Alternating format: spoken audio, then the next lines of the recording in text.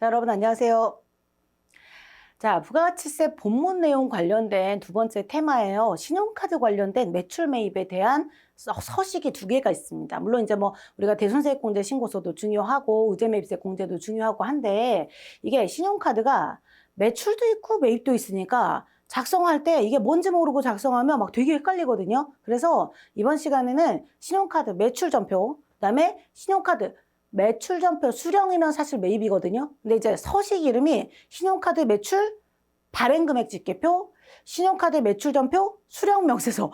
이름은 신용카드 매출 전표예요. 그러니까 헷갈리죠. 네, 그래서 신용카드 관련된 서식이 두 개가 있다. 그래서 그 두 개의 서식 관련된 특징을 설명을 드릴 거예요. 이게 프로그램으로 그냥 자료에서 주면 입력만 하면 되는 것들은 제가 그냥 이렇게 예쁘지는 않지만 얼굴 보여드리고 수업할 필요가 없어요. 그러니까 이렇게 띄워갖고 판서를 해드리려고 지금 제가 수업을 하고 있는 거고요. 예를 들어서 뭐 대손세액 공제라든가 이런 것들은 굳이 뭐 복잡한 내용 필요 없다 그러면 그거는 그냥 빠르게 그 본문 내용만 보여드리면서 수업을 진행할 수도 있고요. 이렇게 판서하는 거는 여러분 꼭 적어 놓으셔야 됩니다. 제가 이것 때문에 굳이 나와가지고 여러분께 이 교재를 보면서 설명을 드리고 있으니까 그거 참고 부탁드리고요.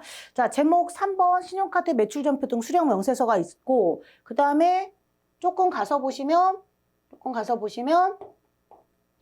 자, 또 뭐가 있어요? 신용카드 매출, 발행, 매출 전표, 발행 집계표. 그러면 키워드가 여기는 뭐예요? 여기는 키워드가 빨간색으로 할까? 발행. 신용카드 발행. 신용카드 발행이죠. 그리고 여기는 제목이 자, 신용카드 똑같은 신용카드인데 매출 전표에 꽂히지 마시고 수령. 맞죠? 자, 두 가지 서식이 있다. 그래서 두 가지 서식 관련해서 여러분께서 챙겨야 될 거, 이론적으로 챙겨야 될 내용을 좀 설명을 드리겠습니다. 자, 이름이 원래 그 3번에 있는 신용카드 매출전표 등 수령 명세서가 원래 법적으로 이름 법정 서식 자체가 원래 신용카드 매출전표 등 신용카드 매출전표 수령 명세서. 근데 그러다가 중간에 얘가 2017년인가 그때 이름이 신용카드 매출전표 등 수령금액 합계표로 이름이 또 바뀌었다가 또 얘가 신용카드 매출전표 등 수령 아무튼 이름이 그냥 가지가지 여러 번 바뀌었어요.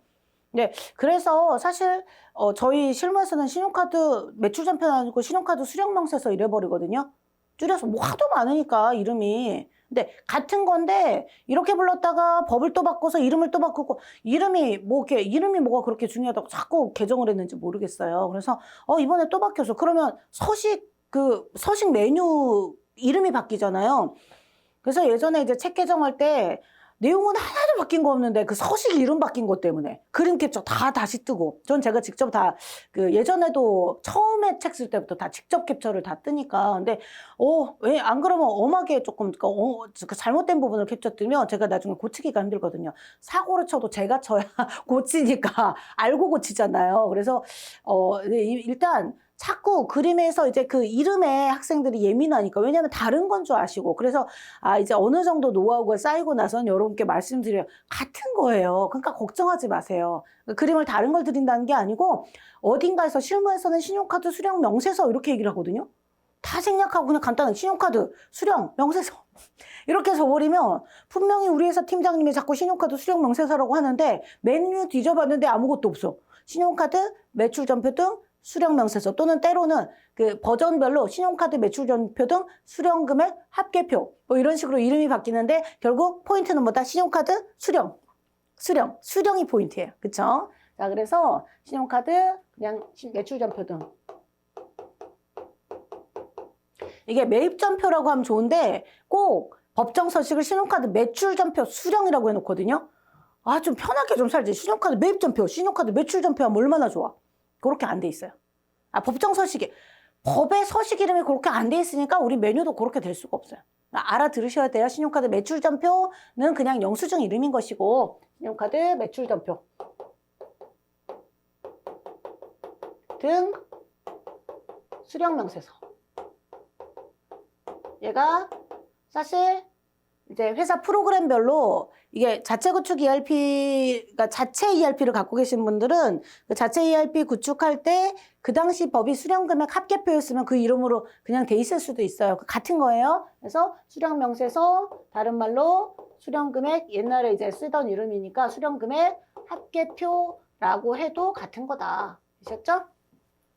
요게 하나가 있고요. 자, 이게 3번 서식이고요. 책에 4번 서식이 뭐냐? 신용카드 매출 전표 등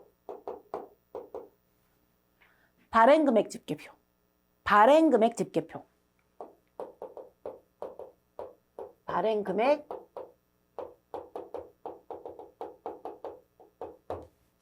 뭐 발행명세서 해도 상관없어요.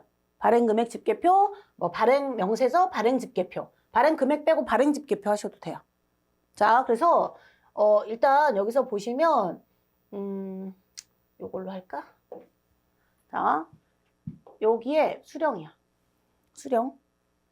신용카드 그냥 수령 명세서 하시면 돼요. 신용카드 수령 명세서. 그리고 얘는 신용카드 발행 집계표 하시면 돼요. 발행. 그러면 자, 이제 뭐가 나오는가?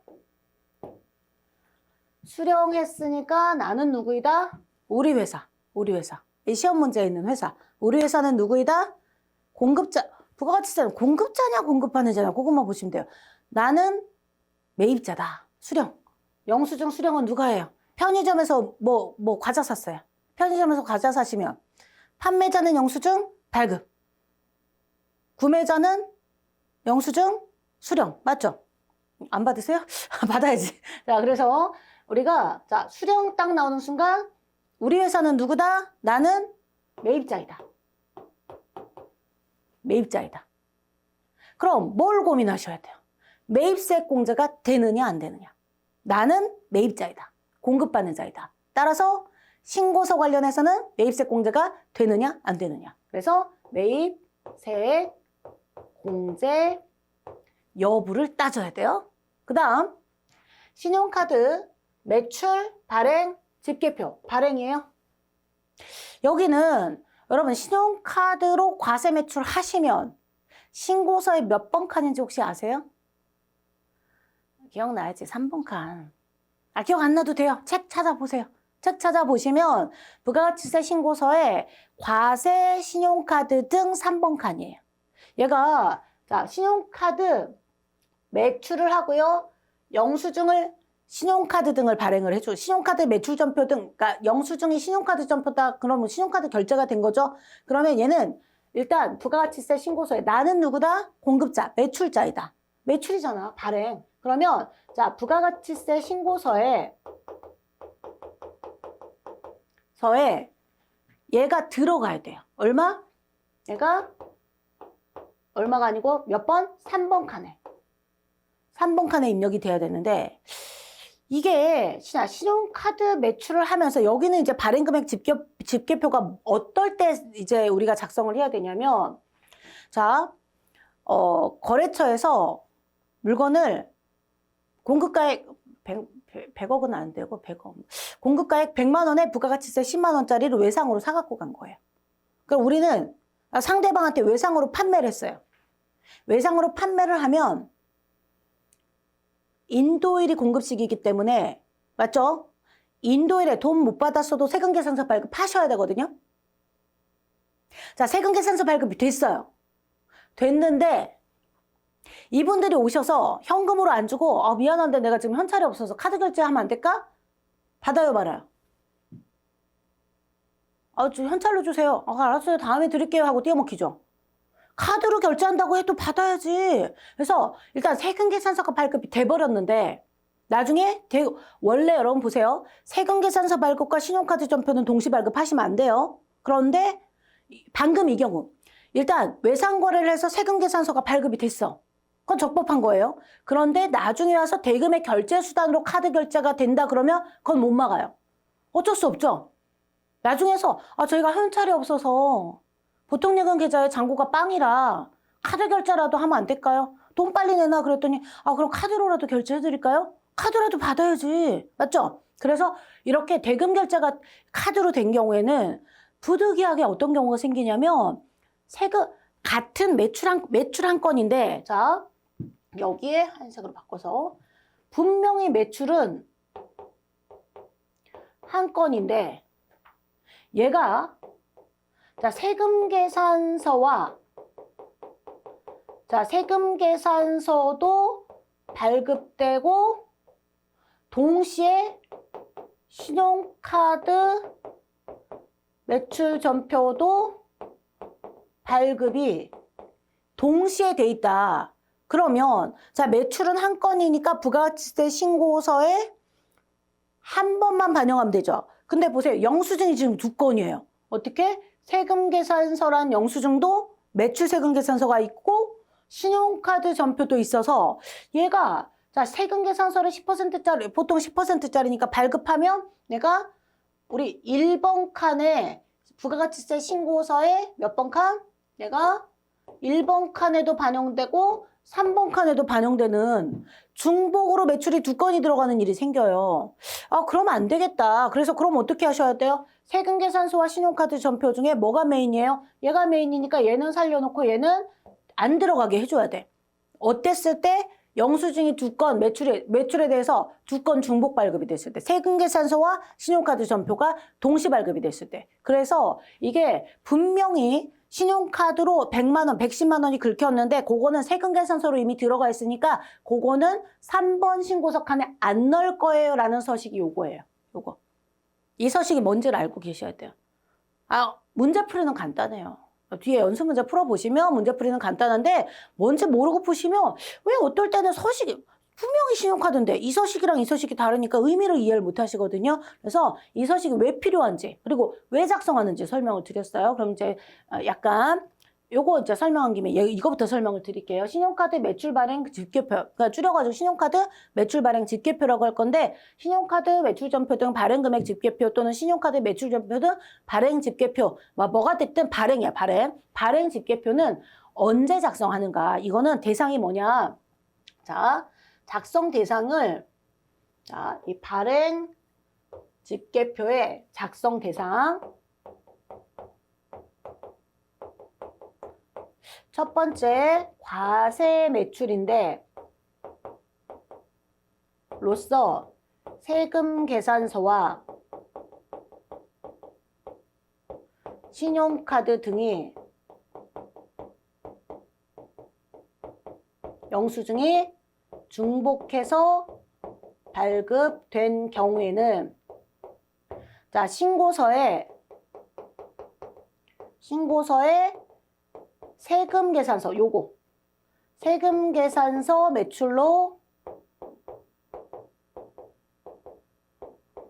반영하고 요거는 3번은 신용카드 매출로 발행하면 안 돼요. 왜냐면 매출이 한 건이잖아요. 한 군데만 넣고요. 반영하되 대신 요거 발행금액 집계표에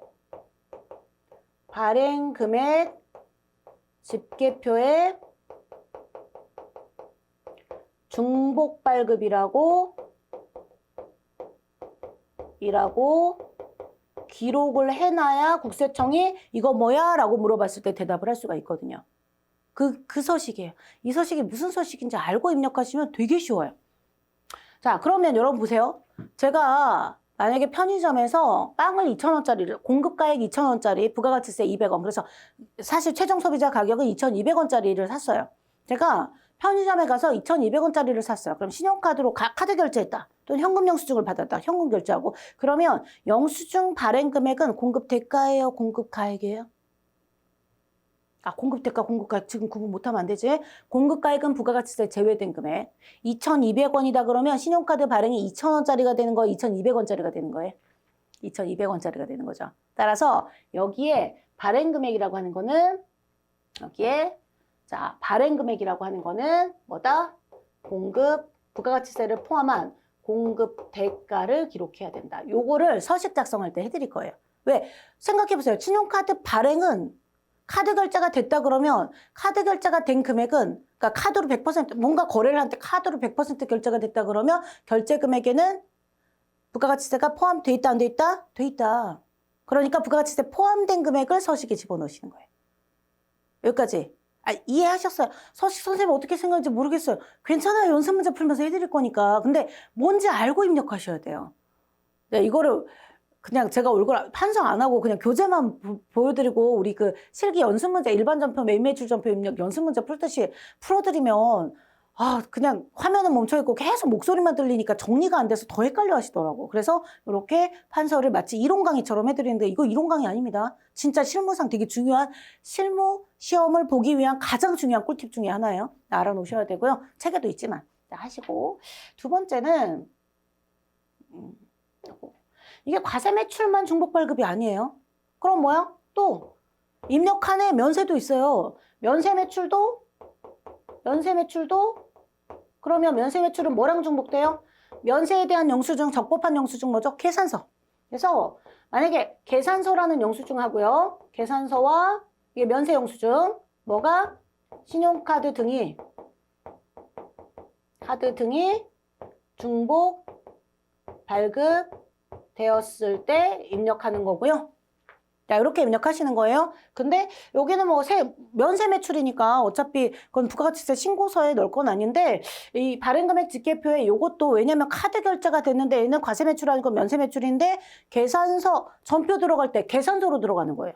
우리 매매출 전표 계산서로 들어가지. 계산서도 있고 신용카드도 있다. 그럼 뭐가 핵심이에요? 뭐가 메인이에요? 계산서가 메인이니까 매매출 전표는 계산서. 또 매매출 전표는 세금 계산서로 입력을 하되 이게 카드 단말기에 집계된 매출 금액이 신고서상 그럼 과소하게 들어가니까 빼고 해야 되니까 중복이 안 되게 하려면 그래서 저희 매출 누락한 거 아니에요. 저희 탈세한 거 아니에요. 이걸 보여주는 서식인 거예요. 아셨죠? 자, 되게 의미가 있어요. 나름대로는. 근데 면세는 원래 부가가치세가 없죠. 따라서 여기는 그냥 공급하에. 근데 뭐 굳이 안 적어도 돼. 됐죠? 자, 그래서 요거 입력만 하는 방법만 알고 계시면 돼요. 근데 방법은 이제 연습 문제를 풀고 연습 문제 많이 안 해도 돼. 하나만 딱 외우면 돼. 연습 문제 문제가 변형될 수가 없어요. 논리만 알면. 그래서 연습 문제 제가 골고루 뭐 이게 진짜로 지금 고민을 했어요. 책을 쓸 때 부가가치세 신고서 1번 예정신고 누락분, 2번 수정신고, 3번 뭐 경정청구, 4번 기한후 신고 그냥 순서대로 쭉 할까? 근데 그러면 학생들이 어떻게 하냐면 부속 서류가 뒤에 있잖아요. 그러면 앞에 하다가 마음이 급하면 몇 개만 풀고 연습 문제 안 풀고 다른 거래. 우리 왜 수학 공부할 때 항상 집합만 공부하다가 뒤에 책이 집합만 필기돼 있고 이제 뒤에가 안 돼 있잖아요. 아니에요? 자, 앞에만 공부하다가 이제 잠깐 다른 거 잠깐 어려우니까 딴 거부터 해야지 이랬다가 다시 들어오면 그럼 처음부터 다시 제대로 해야지 이러고 앞에만 계속 보잖아. 그러니까 이걸 안 섞거나 칠전처럼 막 섞어놓지를 않았더니 좀 이렇게 그리고 앞에가 부가가치세 신고서가 제일 중요하니까 1번에다 예전에 그 순서대로 했던 적이 있어요. 그랬더니 너무 어려우니까 부가가치세는 포기한다 이렇게 나가버린 거예요. 그래서 제가 약간 쉬운 거, 약간 어려운 거 섞어 놓으려면 신고서랑 부속서류랑 연습 문제를 섞어 놔야지 여러분이 다 푸시거든요. 저는 나름 고민 많이 한 거예요. 근데 좀 불편하시더라도 제가 왔다리 갔다리 하는 건 좀만 양해해 주세요. 그리고 수업을 들을 땐 그렇게 하시지만 푸실 때는 어떻게 하시면 돼요? 앞에서부터 순서대로 풀면 뒤죽박죽 섞여 있으니까 실전 연습으로는 딱 좋아요. 됐죠? 뭐 아무튼 핑계인가? 아무튼 강의 열심히 해드릴게요. 하시고 요거 이해 가시죠? 자, 요거 하시고 그럼 쟤는 뭐냐? 쟤는 자 신용카드 매출 수령 명세서 이거 색깔이 쨍하네. 하얀색 하자. 자 수령했다. 영수증 수령했다. 나는 누구다? 공급자다 공급받는 자다? 공급하는 자다. 난 매입자다. 자 여기 신용카드 매출전표 등이 뭐예요? 등이 여기 등 현금 영수증 포함. 현금 영수증 포함이에요. 당연히 신용카드랑 현금 영수증 같이 묶여서 다녀요. 자, 여기 매입세 공제를 따질 때 시험 문제가 어떻게 주어지는지 말씀드릴게요. 시험 문제에서 여러분 사실은 신용카드에 의한 매입을 했는데 잘 생각해 보세요. 이제 이종환 선생님하고 이론 공부하실 때 매입세 불공제 배우시죠?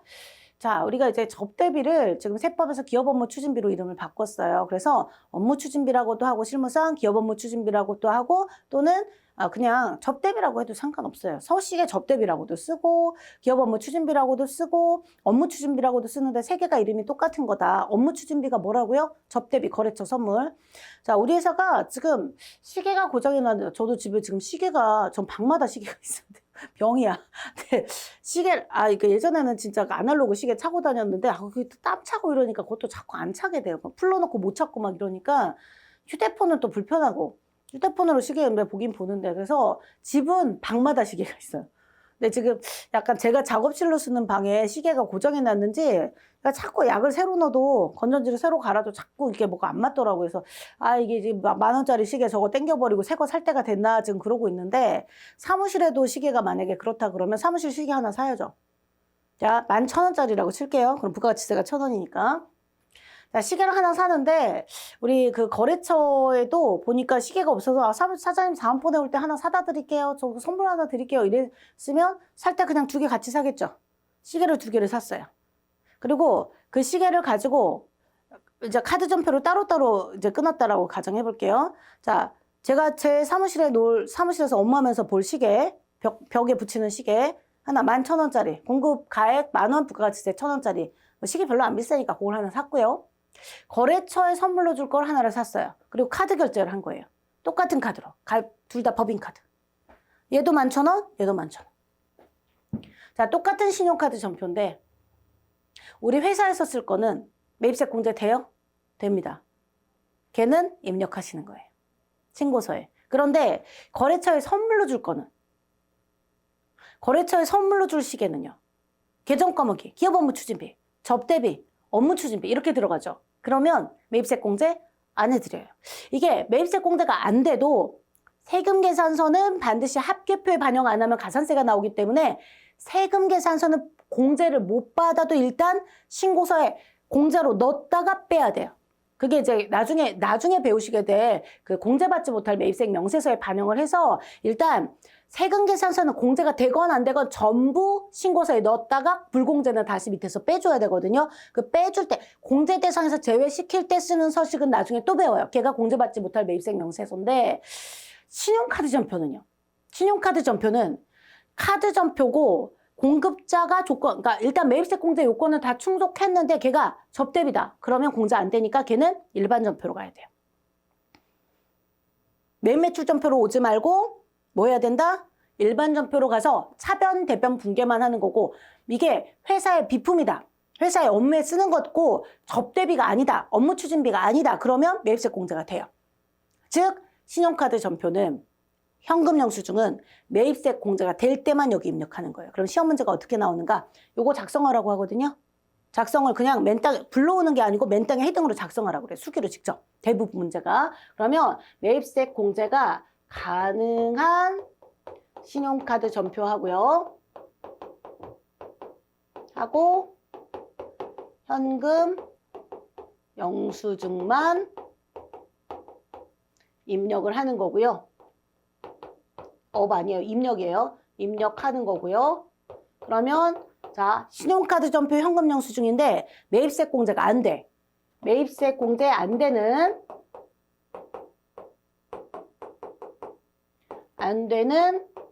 신용카드 전표 현금 영수증은 아예 입력 대상에서 제외하시는 거예요. 그래서 보통 한 4개에서 5개를 줘요. 사례를. 우리 연습 문제랑 비슷하게 4개에서 5개 사례를 주고요. 그럼 그중에 2개나 3개 입력하는 거예요. 뭘? 공제 대상을. 자, 그래서 그러면 여러분께서 신용카드 전표를 가지고 판단하는 거 해드려야지. 입력을 나중에 연습 문제 풀어야 되니까. 그러면 자, 신용카드나 현금 영수증이 매입세 공제가 돼서 여기에 입력해야 되는 대상이 무엇인가? 입력 조건. 공제 가능한 조건. 모든 조건을 모든 조건을 다 충족시켜야 돼요. 자, 조건. 모두 충족해야 충족해야 공제가 가능하다. 자, 지금 적을 거. 뭘 충족할 것인가? 자, 첫 번째. 법인카드 공제되나요? 됩니다. 법인카드 공제 가능. 자, 개인 누구? 임직원. 명의 카드. 자, 공제 되냐 안 되냐? 된다. 공제 가능. 아, 임직원 명의 카드 돼요. 뭐만 안 되냐면 법인세도 돼요. 법인세 적격 증명서류로도 돼요. 뭐만 안 되냐? 업무 추진비할 때만 개인 명의 카드를 카드로 안 봐요. 카드 돼요. 임직원 명의 카드. 그럼 회사가 오늘 회식을, 그러니까 저녁에 직원들이 막 급하게 마감해야 될 일이 있어서 뭐 10시, 11시까지 10시, 11시까지 했는데 너무 늦게 가면 한 9시까지 야근을 한 거예요. 근데 빨리 끝날 줄 알고 다들 저녁 식사를 안 했어요. 집에 가려고 하니까 어차피 오늘 일찍 가긴 글렀는데 그냥 밥이나 먹고 가자. 그래서 밥이나 먹으러 갔는데 그래서 간단하게 그냥 맥주 한 병 시켜서 나눠 먹고 밥 먹고 집에 그냥 다 갔죠. 그러고 갔어요. 갔다. 결제해야 되는데 법인카드 안 들고 왔네. 다시 사무실 들어가요. 법인카드가 없을 수도 있고 안 들고 왔다. 그럼 어떻게 해요? 개인명의 카드로 결제하죠. 그래서 예를 들어서 뭐 11만 원이 결제가 됐다. 11만 원 나중에 회사에 내면 돈 줘야죠. 회사 경비잖아요. 그거는 10만 원 회사 경비 복류생비 처리하시면서 업무 추진비 아니야. 복류생비, 업무 추진비는 접대비를 얘기하는 거. 그리고 10,000원은 공제 받으셔야죠. 맞죠? 개인명의 카드 되는 거예요. 접대비만 안 되는 거고. 근데 어찌됐건 개인명의 카드 공제 가능하고 법인카드 공제 가능하다. 아, 개인명의 카드라고 해서 불공제는 아니구나. 좋아요. 개인명의 카드도 혹시 다른 조건 충족시키면 입력하실 거예요. 자, 두 번째. 좀 알록달록하긴 한데 1번, 2번, 3번, 4번 구분하려고 색깔을 좀 다르게 적을 거예요. 색칠 공부하는 느낌이야.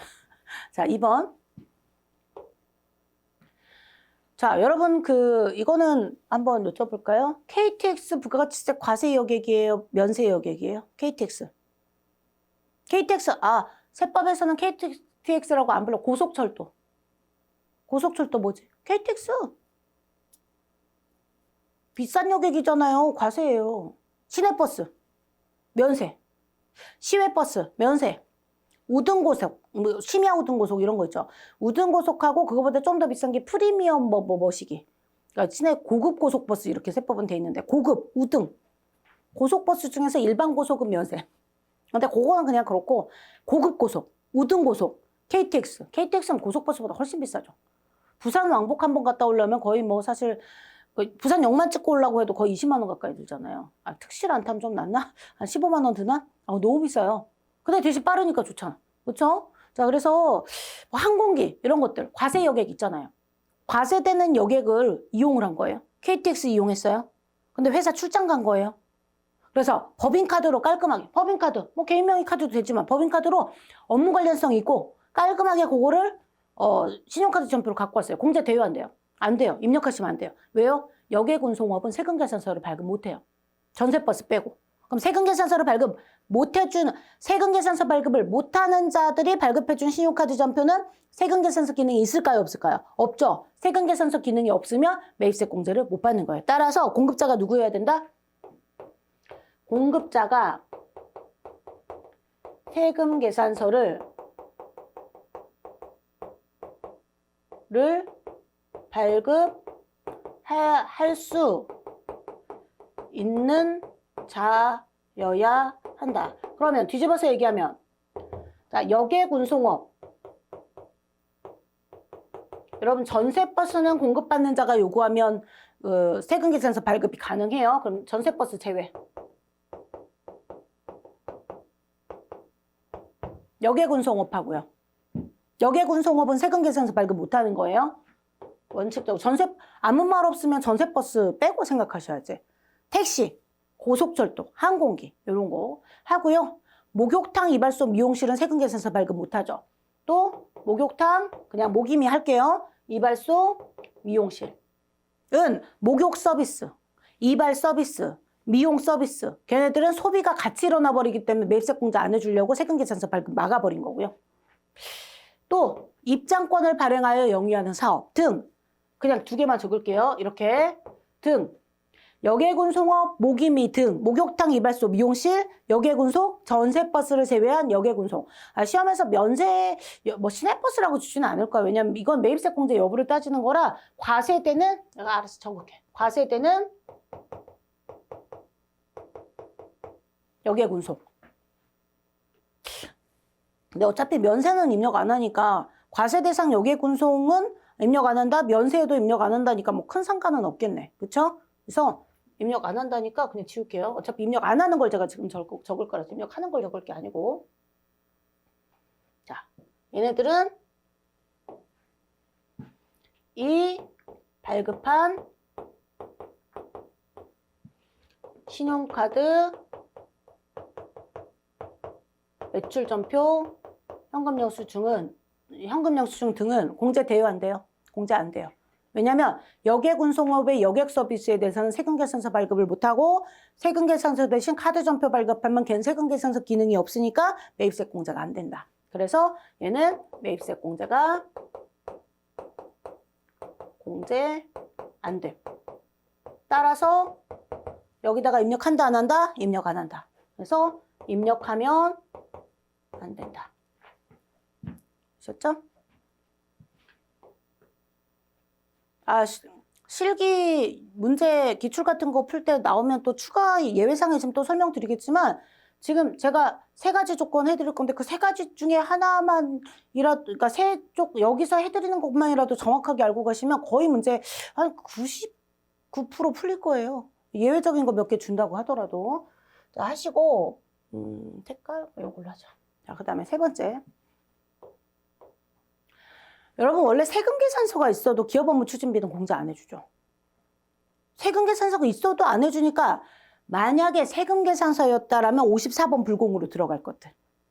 업무무관, 면세사업 관련, 토지의 자본적 지출 관련, 기업업무추진비 등등 공제돼요, 안 돼요?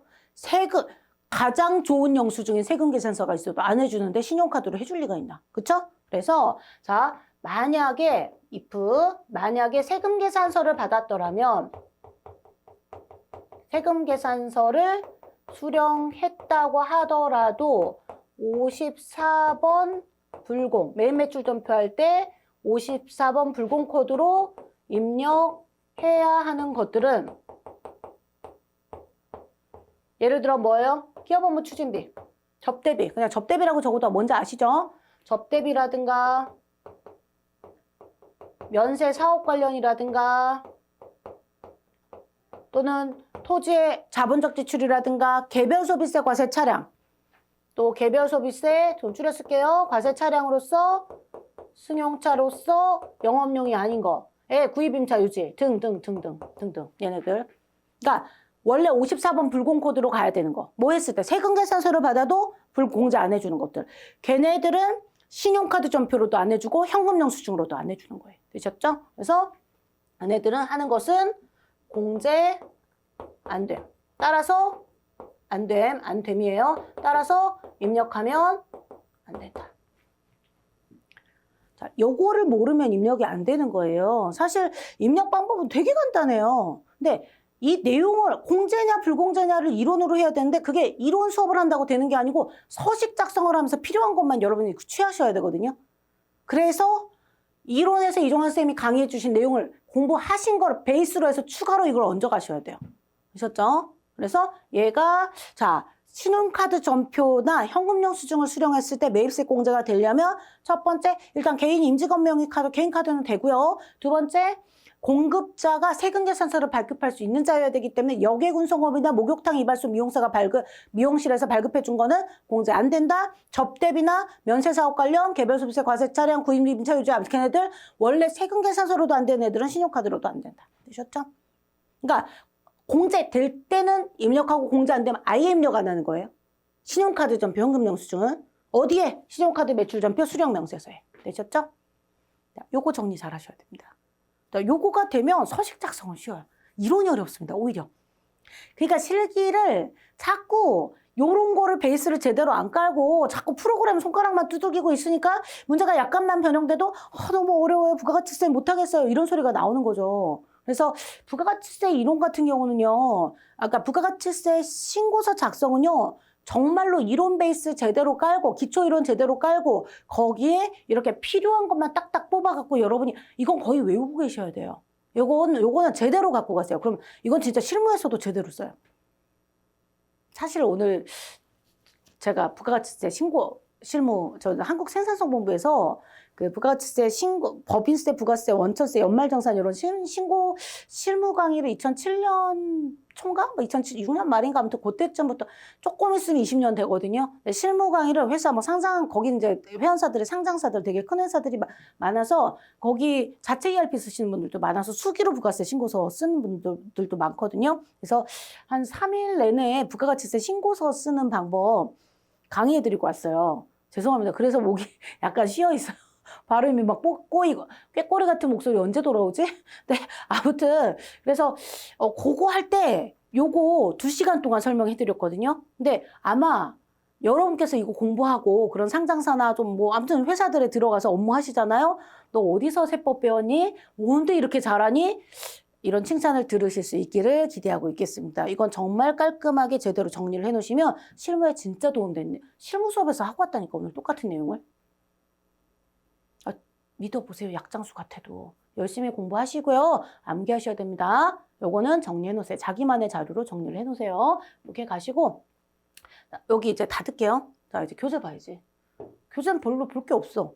연습 문제 풀기 전에 그냥 워밍업만 하시면 돼요. 제일 중요한 건 사실은 저는 요걸 하고 싶었어요. 요거 하시고 지우기 좀 아깝다. 그죠? 자, 봅니다. 신용카드 매출전표 수령 명세서 이제 요건 좀 끊으면서 중요한 키워드 기준으로만 갈게요. 이게 수령 명세서. 자, 신용카드 수령 명세서 해도 돼요. 해도 어차피 프로그램 열면 이름 알잖아요. 신용카드 매출 수령 명세서 하시면 되고요. 신용카드 매출 전표 등 수령 명세서 갑을 상관없어요. 이게 2-3장이 이제 앞에 장이 갑, 뒤에 앞에가 갑지, 뒤에가 을지 이렇게 들어가는데 신경 쓰지 마세요. 신용카드 수령 명세서 수령 나 매입이구나. 매입세 공제 여부를 따져야 되는구나. 자, 신용카드하고 현금 영수증을 수령하여 매입세 공제를 받는 경우에 자 언제 작성하는 서식이다? 제일 중요한 키워드 나왔잖아. 매입세 공제를 받았을 때 단 영수증이 뭐다? 신용카드 현금 영수증이다. 됐죠? 그래서 매입세 공제 가능한 거를 입력해야 하므로 여러분 여기 간이과세자는 그냥 간이과세자가 아니고 사실은 영수증 발급 의무자인 간이과세자예요. 그래서 요거는 시험 문제에서 간이과세자가 세금계산서를 발급할 수 있는 자도 있고 못하는 자도 원래 해야 되는데 못하는 자들이 있거든요. 그렇기 때문에 간이과세자는 시험에서 내기가 쉽지 않아요.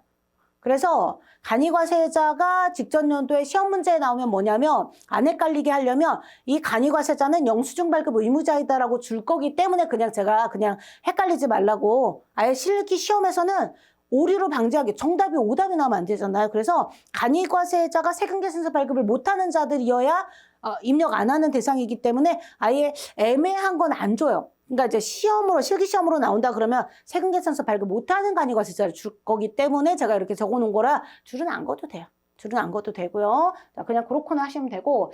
그래서 요거는 이제 뭐 어떤 거를 입력할 건가 이걸 보는데요. 그러니까 보시면 자, 모양이, 이건 이제 제가 연습 문제 풀면서 여러분 뭐 아시다시피 연습 문제 풀면 이제 보일 건데, 자, 신용카드 매출을 구분, 거래 건수, 공급가액, 세액, 이건 뭐예요? 집계가 되는 거예요. 우리가 입력하는 칸은 어디냐면, 여기다 입력할 거거든요. 날짜 입력하는 거 뭐 어려워? 그러니까 입력할 건가 말 건가. 자, 문제에서 5개를 줬는데 2개만 입력해야 되는 경우도 있고 3개만 입력해야 되는 경우도 있어요. 입력하는 대상이 뭐다? 매입세 공제되는 거. 공제 안 되는 거는 입력하면 안 된다. 그래서 자, 공급자 어떻게 해요? 여기 FE 하셔가지고 그러니까 FE 하셔가지고 F2 기능키 조회 키를 누르셔가지고 공급자 조회하시면 돼요. 만약에 거래처 등록하고 해라 그러면 하시면 되는 거고 다 등록돼 있어요. 그러면 얘를 조회해가지고 입력하면 이것도 같이 된다고.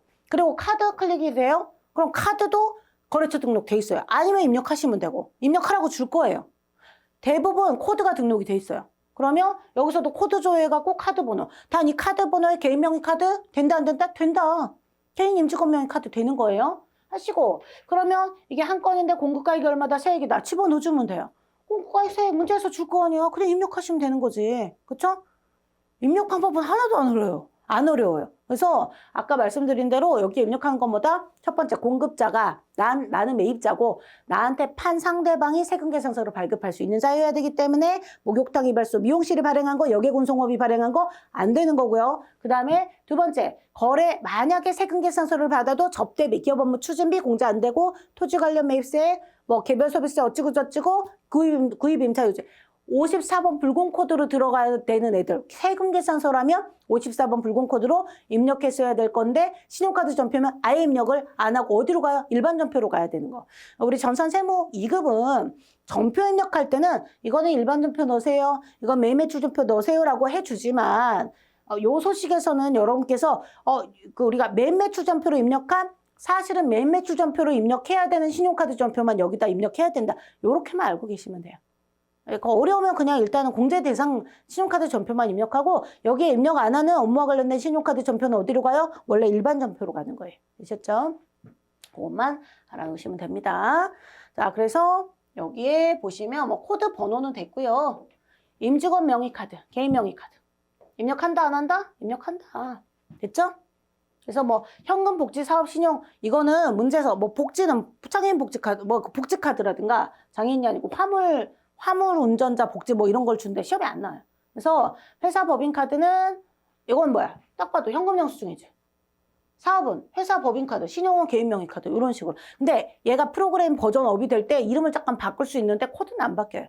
딱 보면 뭔지 알아요. 그래서 그냥 요거는 제가 연습 문제 풀면서 설명드릴 거니까 코드를 외우시는 게 아니고 클릭을 하면 이 구분에 클릭이 그냥 1번 할 거냐 2번 할 거냐 설명이 다 붙어 있는데 그중에 생각해서 고르면 돼요. 그래서 현금 영수증이다. 그럼 현금 영수증, 현금이라고 된 거 입력하시면 되고 회사 법인카드다. 그럼 거기에 맞는 거를 클릭하시면 돼요. 그건 연습 문제에서 보여드릴게요. 하시고 카드 회원번호 다 불러오기 해가지고 하는 거고요.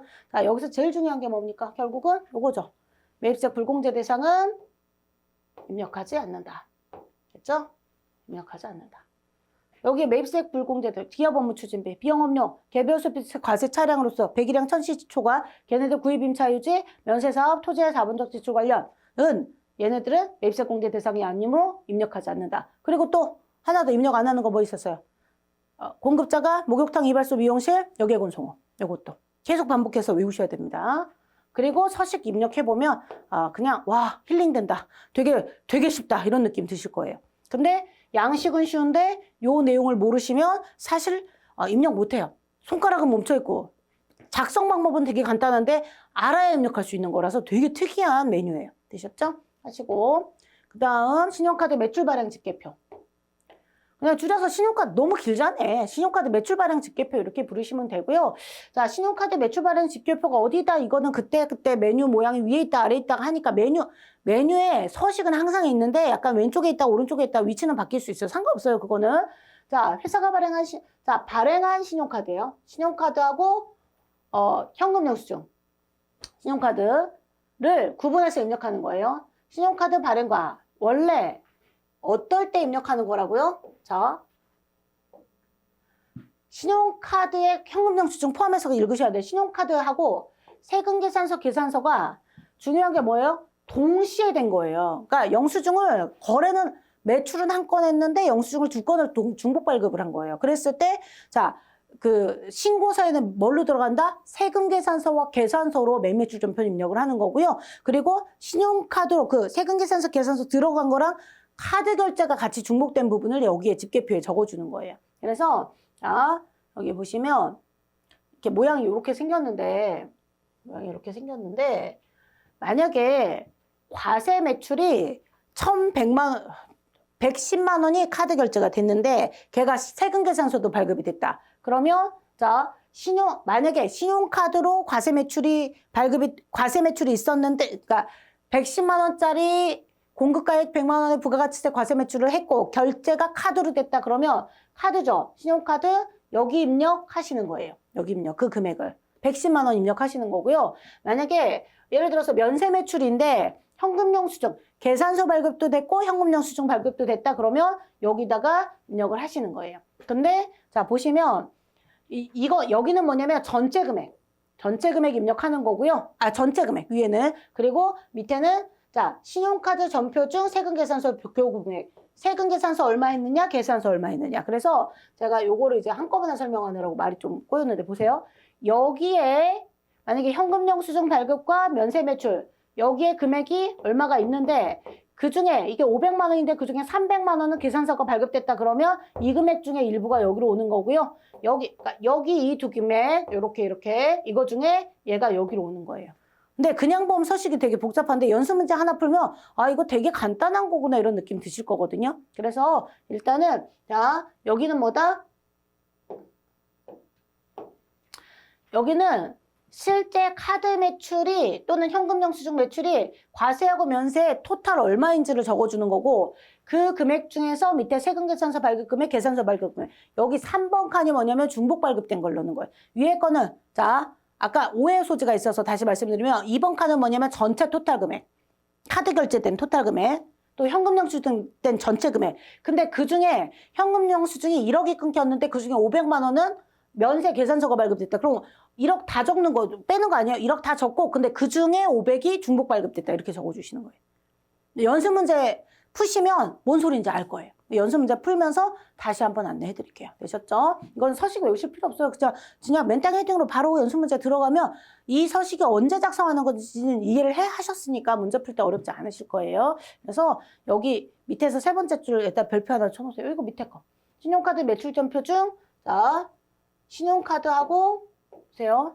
신용카드 매출점표에는 직불카드 현금 영수증 포함하는 거고요. 그중에서 세금 계산서, 계산서 발급이 뭐예요? 중복 발급됐다는 거예요. 그래서 이게 어디다? 여기다. 근데 작성할 때 얘만 하면 안 되고 얘는 다 해야 돼. 왜냐면 얘는 토탈. 밑에 거는 중복 발급. 되셨죠? 그렇게 하시면 됩니다. 자, 이렇게 하시면 저 신용카드 관련된 건 끝났고요. 저는 다음 시간에 관련된 연습 문제 풀어드릴 거고 그리고 나면 그 다음 테마가 공제받지 못할 매입생 명세서예요. 요거를 하기 위해서는 잠깐 숙제를 내드릴게요. 물론 연습 문제는 하실 건데 이거 들어가기 전에 시간이 조금 있을 거예요. 공제받지 못할 매입생 명세서를 이해하시려면 자, 두 가지를 하셔야 돼요. 여기에 작성하는 게 두 가지입니다. 첫 번째 우리 매입매출점표 입력할 때 사실 제가 그건 매입매출점표 입력할 때 간단하게 설명드렸어요. 매입매출점표를 입력할 때 매입세금 계산서인데 10%짜리 세금 계산서인데 매입세 공제를 못 받는 자 코드 몇 번? 54번 불공 코드 성격을 알고 계셔야 되고요. 걔가 여기 위에 반영이 되는 거고요. 여기 택배 여기 반영이 되는 거고 안분, 정산, 납부환급세 재계산. 그래서 공통매입세액 안분, 정산, 납부환급세 재계산이 이론이 되게 중요해요. 요것도 제가 판서하면서 설명드릴 거거든요. 왜요? 이게 부가가치세 기본서 이론에 물론 기본서 내용의 앞부분 이론 내역에 내용이 없진 않지만 그거를 이론에서는 시험 문제에 되게 복잡하게 못 내요. 난이도가 너무 높아서. 그래서 공통매입세 제목 뭐예요? 공통매입세액 안분, 공통매입세액 정산, 납부환급세액 재계산을 실기하실 때 따로 빼서 한 번 더 설명드려야 되거든요. 그래서 이론을 위한 공부를 먼저 하셔야 되고 그 베이스가 된 상태에서 실기를 위한 공부를 심화학습을 제가 이거 할 때 아까 판서한 것처럼 또 약간 판서 칸이 좀 좁기는 해요. 이거 쓸 게 되게 많아서 그래도 정리를 해드릴 거예요. 그러니까 일단 뭐 해와야 돼? 이론 파트에 있는 부가가치세, 공통매입세, 안분, 정산, 납부환급세 재계산 파트를 일단 교재를 잘 모르겠어도 약간 연필로 그냥 끊어가면서 한 번씩 읽어오세요. 수업을 듣거나 안 듣고 그거는 상관없어요. 왜냐면 이론 문제를 위한 풀이 약간 해설 강의하고요. 이론 문제를 대비하기 위한 강의와 실기를 대비하기 위한 강의는 똑같은 규정인데 달라요. 실기에서는 매입세 불공제 대상이면 54번 매입매출점표 불공하고 연관을 시켜야 되잖아요. 그래서 그거를 제가 연관을 시켜드려야 되니까 이론도 하고 실기도 하려고 하면 정신없이 내용이 많아지거든요. 그래서 업무 분장을 하시는 게 맞아요. 그래서 이종환쌤 수업으로 기본 베이스 용어 다시 정확하게 해갖고 오시고 걔를 갖고 오셔서 여기에서 서식 작성을 할 때 필요한 내용 그거 위주로 제가 해드릴 거예요. 근데 오히려 서식 작성은 입력할 때 뭘 입력하면 된다. 요것만 알면 돼서 기본 개요만 잡고 나면 그 다음에 안 어려우실 수 있거든요. 근데 여기도 아까 그 신용카드 매출점표 등 수령 명세서 있잖아요. 그것처럼 서식은 사실 솔직히 말씀드리면 서식은 되게 간단해요. 그런데 이거 숫자를 뭘로 해야 되지? 이게 뭐지? 벙찌는 거예요. 그래서 제가 여기서 이론 베이스를 한번 다시 그러니까 실기를 위한 이론 베이스를 한 번 더 깔아드릴 거예요. 그래서 예습해 오셔야 돼요. 어디? 이론 파트에 공통 매입세액 여기 안분, 정산, 납부환급 재계산을 연습 문제를 예습하실 게 아니고요. 실기 연습 문제를 연습하실 게 아니고 이론을 한번 공부를 해 보셔야 돼요. 이론을. 안 외워도 돼. 그래도 한 번에 읽어와야 제가 말씀드릴 때 뭔 소리인지 훨씬 더 잘 알아들으실 수가 있어요. 되셨죠? 이렇게 예습도 하시고 또 우리 오늘 배운 내용 또 하자. 열심히 정성스럽게 나름대로는 열심히 글씨가 조금 날림이 전자칠판은 조금 제 원래 글씨도 뭐 그렇게 되게 예쁜 무슨 미꽃체 이런 글씨는 안 나오지만 그래도 약간 전자칠판이 좀 미끄러워서 또박또박 안 써져요. 전자칠판으로 또박또박 쓰시는 분들 진짜 대단하신 분들이에요. 저는 그렇게 생각해요. 네, 아무튼 그래서 나름대로는 되게 정성 들여서 설명을 드린 내용이니까 요거 충실히 열심히 복습해 갖고 오셔야 됩니다. 하시고 다음 시간에 뵐게요. 이번 시간 여기까지 하겠습니다. 수고하셨습니다.